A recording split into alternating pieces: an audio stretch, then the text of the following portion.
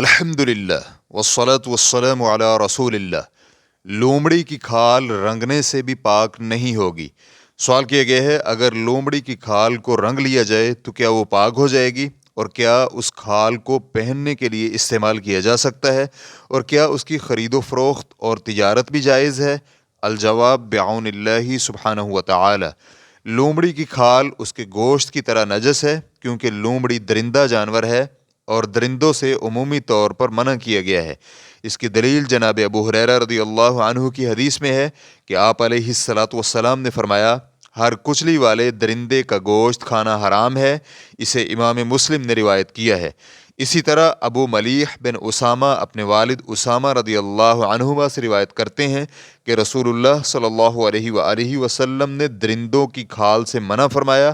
اس حدیث کو امام احمد، ابو داؤد، نسائی اور ترمذی نے روایت کیا ہے۔ امام ترمذی رحمہ اللہ نے یہ بھی اضافہ ذکر کیا ہے کہ درندوں کی کھال پر بیٹھنا بھی منع ہے۔ جناب معاویہ بن ابی سفیان رضی اللہ عنہ کی روایت ہے کہ انہوں نے نبی مکرم صلی اللہ علیہ وآلہ وسلم کے صحابہ کی جماعت سے کہا، کیا تم جانتے ہو کہ رسول اللہ صلی اللہ علیہ وآلہ وسلم نے چیتے کی کھال پر بیٹھ کر سواری کرنے سے منع فرمایا ہے؟ تو انہوں نے کہا، جی بالکل جانتے ہیں۔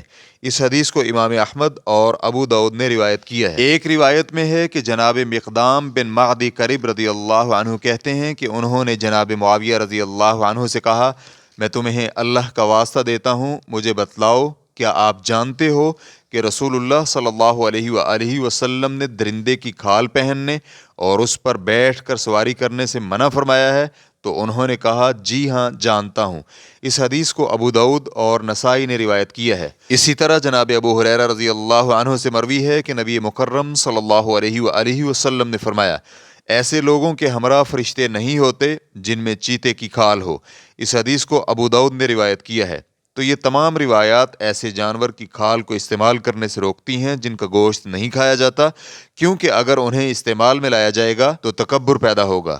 فتوی الشیخ عبدالعزیز بن عبداللہ آل شیخ، الشیخ عبداللہ الغدیان، الشیخ صالح الفوزان، الشیخ بکر ابو زید۔ ریفرنس کے لیے دیکھیے فتاوی دائمی فتویٰ کمیٹی، جلد نمبر 24، صفحہ نمبر 29۔